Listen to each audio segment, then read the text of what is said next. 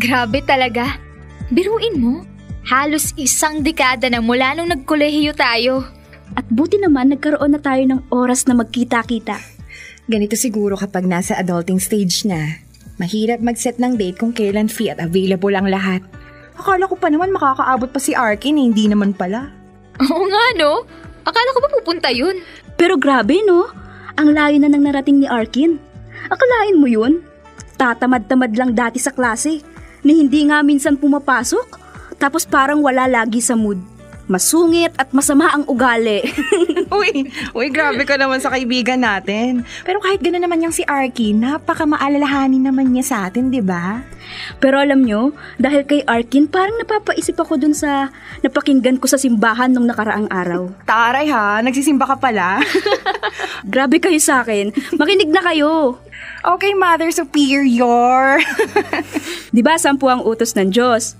Pero sa 10 utos na yun, alam niyo ba kung ano yung utos na may pangako? Paanong pangako? Ganito, kapag sinunod mo itong utos na to, may reward. Ganun. Mukhang hindi ata alam ni Becca yung 10 utos ng Diyos eh. Ang alam niya lang yung utos ng boyfriend niya.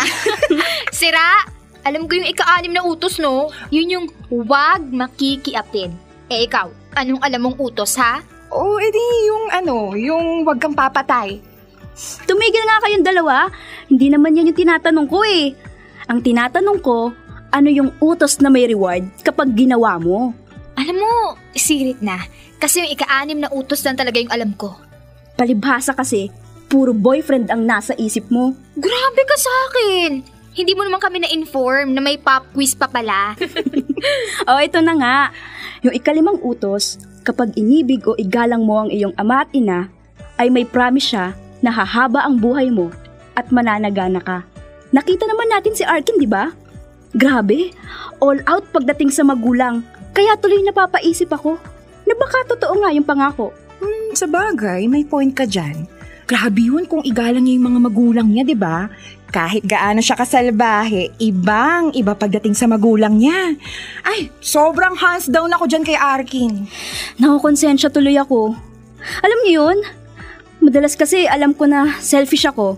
Katunayan yan, madami ring beses na hindi ko na-appreciate yung mga magulang ko. Hindi ko man lang naiisip na dumadaan ng araw, tumatanda sila. Hindi habang buhay, kasama ko sila. Pero ako ito, ni hindi ko nga matandaan kung kailan yung huling beses na inilabas ko sila para kumain. Ano bang topic yan, Joni? Pinapalungkot mo ang mood. Sobrang tinamaan naman si Becca. Pero sa akin ha, ayaw ko namang gawin yun dahil lang sa reward. Mas gusto ko na maging natural lang yun sa akin dahil mahal ko sila.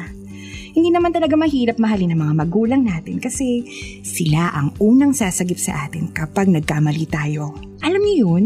May mga pagkakataon lang talaga ng feeling natin, okay lang sila o hindi nila alam yung mga pinagsasabi nila pero turns out, sila pala yung tama. Totoo naman kasi na sila ang gabay natin sa buhay. Kaya nga sila magulang. Wala naman silang hangad kundi ang mapabuti ang kanilang mga anak. Tama nga. Kaya siguro ganun ka-successful si Arkin kasi marunong siyang makinig. Alam niya kung sino yung priorities niya. Bakit pa kasi hindi ko naisip to? Bakit hinayaan ko lang na lumipas ang mga taon na bihira ko na lang sila makita? Masyado akong abala sa pag-abot ng aking mga pangarap. Tapos hindi ko man lang sila madalaw-dalaw. Nagulat na nga lang ako nung isang araw. Nakapustiso na pala si Mama. Ako nga hindi ko namalayan. Hindi na pala nakakarinig ng maayos si tatay. Sana nandito si Arkin para naman ma-inspire tayo at makakuha ng tips kung paano maging mabuting anak sa mga magulang natin. True. Pero grabe talaga si Arkin, no? Lahat ng goals niya, lahat ng gusto niya, isinasaalang-alang lagi ang magulang niya. Inuna niyang bigyan ng bahay, maipasyal. Gusto kong bumawi sa kanila. Gusto kong gawin din ang magaganda at mabubuting bagay ng bukal sa loob ko at hindi dahil sa reward. Totoo. Kumbaga, nakita lang natin na somehow totoo yung mga shinare mo sa amin na narinig mo sa simbahan. Kasi si Arkin ang buhay na patunay.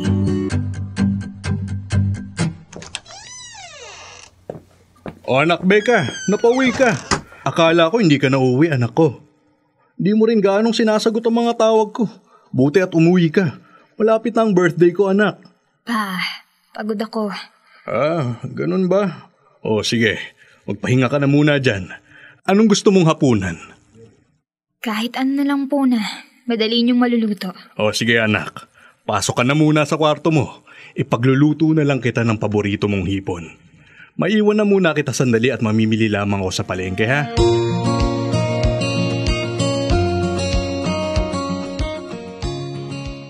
Dear love, noong mga panahong pinag-uusapan ng aking mga kaibigan ang patungkol sa pagmamahal sa magulang, ako na siguro ang pinakanatamaan dahil aminado ako, hindi ako mabuting anak.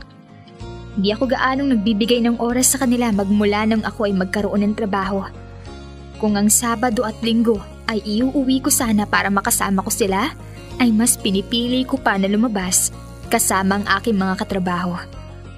Bakit nga ba ganon? Kung sino pa ang totoong nagmamahal sa akin, ay siya pa ang aking binabaliwala. Bakit masyado kong tinitake for granted ang magulang ko? Hindi rin siguro ako naging considerate na mag-isa na lang si Papa. Na 10 taon na rin ang nakalipas mula nang kunin ng Diyos sa amin si Mama. Alam kong hindi iyon naging madali para kay Papa. Pero heto ako at mas pinipili ko pa ang aking nobyo. Di hamak na mas lagi ko pang kasama ang pamilya ng aking nobyo kesa sa aking magulang. Baka kaya nga ganito. Kahit anong pagsusumikap ko ay hindi pa rin ako nagkakaroon ng magandang break. Gusto kong maging mabuting anak. Pero hindi dahil sa nalaman kong ang utos na iyon ng Diyos ay may kalakip na pangako.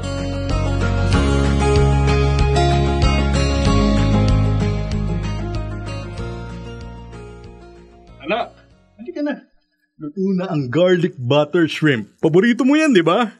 Thank you, Pa. Kamusta ka ba, anak? Kamusta ang trabaho mo?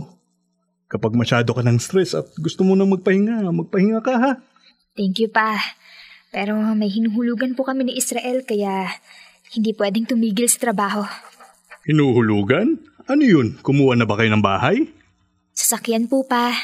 Gusto po kasi ni Israel na magkakotse kami para daw hindi kami nahihirapan sa pag-commute. Pero hindi ka pa naman napropromote sa trabaho, anak? Alam ko hindi rin ganun kalakihan ng sahod mo. Di ba malaking responsibilidad ang pagkakaroon ng sasakyan? Bukod pa sa hindi pa naman kayo mag-asawa ni Israel, paano na lang kung hindi kayong nagkatuluyan kalaunan? Mali po bang naging desisyon ko? Para sa akin, anak, yang ganyang bagay pinag-iisipan ng makailang beses. Wala naman sa plano mo yan, di ba? Ang sabi mo sa akin, gusto mong mag-ipon. Hindi madali ang pagkuha ng sasakyan lalo na at hati pa kayo ng nobyo mo. Mahal ko po si Israel. At malaki naman pong tiwala ko sa kanya. Alam ko naman, anak. Pero minsan hindi sapat ang pagmamahal. Kailangan balansehin muna ang realidad kung paano makakaapekto ang isang responsibilidad sa'yo. Mahal kita, anak, at gusto ko lang ay kung ano ang mas makakabuti sa'yo. Patawarin mo ako, Pa. Hindi ko na malaya na halos wala na akong nailalaan na oras para sa'yo. Parang kay Israel na lang umiikot ang mundo ko. Ngayon lang kita natitigan ulit ng ganito katagal. Tumatanda ka na. Naiintindihan kita, anak. Lahat naman ng nagmahal ay pinagdaanan ang pinagdadaanan mo ngayon. Ilagay mo lang lagi sa isip mo na walang magulang na gustong mapahamak o mahirapan ng kanilang anak. Becca, salamat dahil nagsabi ka sa akin ng saloobin mo.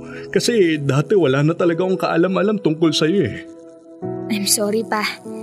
Masyado ako naging kampante na lagi ka lang nandyan para sa akin. Hindi ko na malayang lumalayo na palang loob ko sa'yo. Minamasama ako ng mga pangaral niyo sa akin.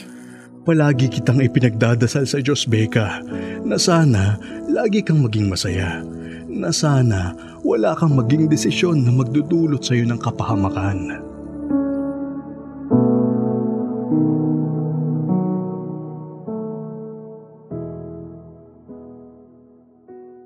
Wow, ang pogi naman ni Sir. Parang bumata ka ng 10 years dyan. Talaga? Nako, salamat sa anak ko. Siya ang may ideya nito. Magpakulay ng araw ako at puro ng araw puti yung buhok ko. Nako, ilang pilit pa po bago ko siya nakumbinsing pumunta dito. Gastos lang daw. Tara na ba? Kain naman tayo sa labas? Sigurado ka ba, anak? Baka mamaya niyan wala ka ng pera. Pa, hindi rin naman natin ito madalas sa ginagawa. Kulang pa po ang lahat ng ito para suklian ang lahat ng mga naging sakripisyo mo para sa akin. Ikaw talaga? Huwag mong isipin yun. Anak kita. At natural lang yun sa akin bilang papa mo dahil responsibilidad kita. Pero ako anak, hindi mo naman ako responsibilidad. Hindi naman po ito usapin ng sino ang may responsibilidad kanino. Gusto ko lang po talagang gawin ng mga bagay na sa palagay ko makakapagpasaya sa inyo.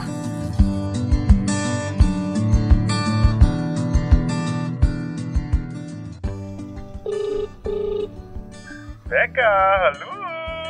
Abay, mala at sinagot mo ang tawag ko. Hindi ka busy? Kakauwi lang namin nila mama at papa.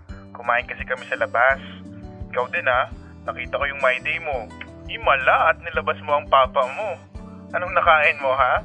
Ang totoo niyan, na-inspire ko sa'yo kasi nakita ko kung paano mo mahalin yung mga magulang mo. Ako kasi aminado talaga na mas pinagtutuunan ko ng pansin si Israel. O, diba? Ang sabi ko sa'yo, prioridad mo pa rin dapat ang pamilya mo. Di mo pa naman asawa si Israel? Yun nga.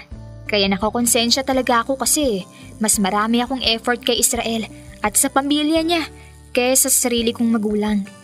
Girl, hindi pa naman huli ang lahat para bumawi. Palagi mong tatandaan na hindi habang buhay, nandyan yung mga magulang natin. Gusto ko kasi na nakikita silang masaya. Bukod pa sa sarap ng pakiramdam na ikaw yung dahilan kung bakit hindi sila nasa-stress sa buhay. Na ikaw na ngayon ang solusyon at hindi sanhi ng konsumisyon. Sa edad kasi nila, dapat kahit papano nababawasan na ang mga alalahanin nila sa buhay. Kasi Becca, walang sayang sa pagmamahal sa mga magulang. Masyado kong tinuon ang sarili ko sa paghahanap ng kaligayahan. Naisantabi ko tuloy si Papa. Wala namang masama sa ginagawa mo. Natural lang ang magmahal ka. Pero kung ang uunahin mo ay ang pangangailangan ng iba at isa walang bahala ang papa mo, yun ang hindi maganda. Oy, hindi ako expert ha. Nagpapaka-prank lang ako sa'yo. Thank you rin, Arkin, sa pakikinig.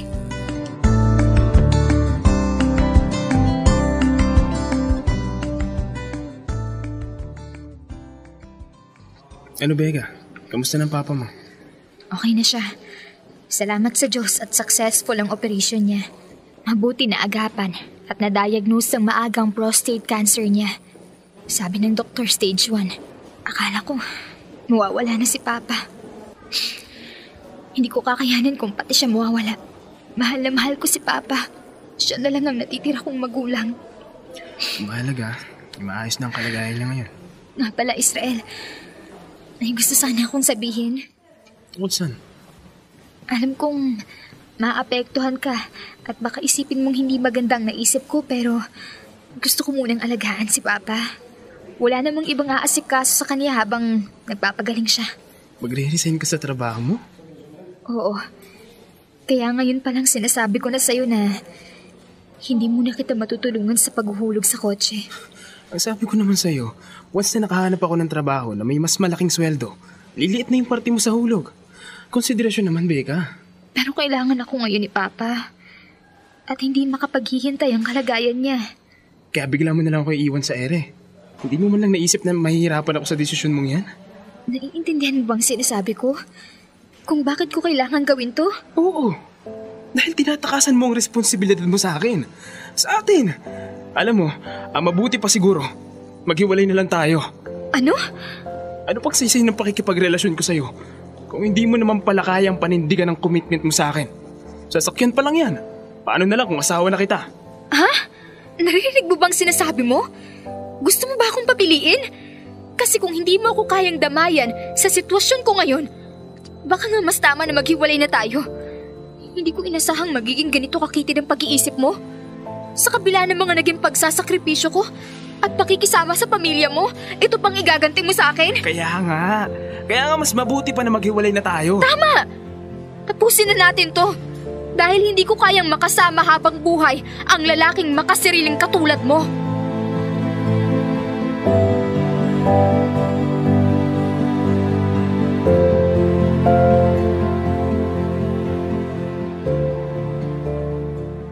Dear love, 2 buwan na nga magmula nang maghiwalay kami ni Israel at patuloy naman sa pagpapagaling si Papa.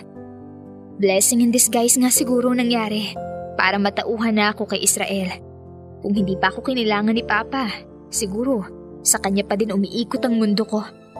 Ako ang personal na umaasikaso sa lahat ng pangangailangan ni Papa. Mas nagkaroon kami ng oras para sa isa't isa. Masasabi kong napakagaan ng pakiramdam ko. Sa kabila ng pagwawakas ng aking relasyon kay Israel, wala akong pinagsisisihan dahil iba ang ligayang nadarama kapag naibabalik sa magulang ang pagmamahal na natatanggap din mula sa kanila.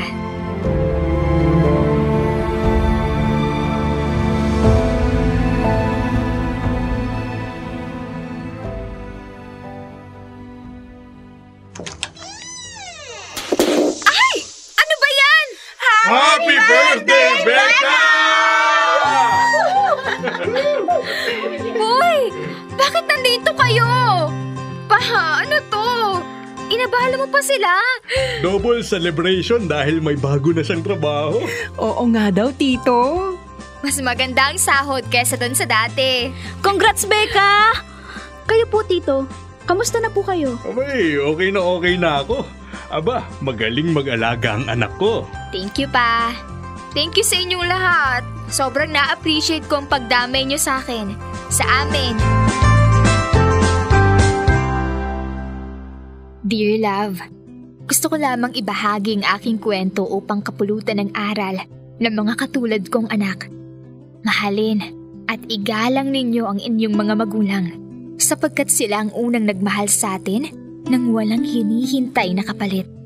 Sila ang ating kanlungan sa oras ng pangangailangan, ang ating sandigan sa bawat pagsubok. Kahit gaano man tayo magkamali o maligaw ng landas, hindi nila tayo kailanman pagsasawaan o tatalikuran. Ang ating mga magulang ay biyayang ipinagkaloob ng Diyos upang gumabay sa atin sa mundong ito. Kaya't habang kapiling pa natin sila, iparamdam natin ang ating pagmamahal, ipakita ang ating pagpapahalaga, at ipadama na sila ay hindi kailanman mapapalitan sa ating puso.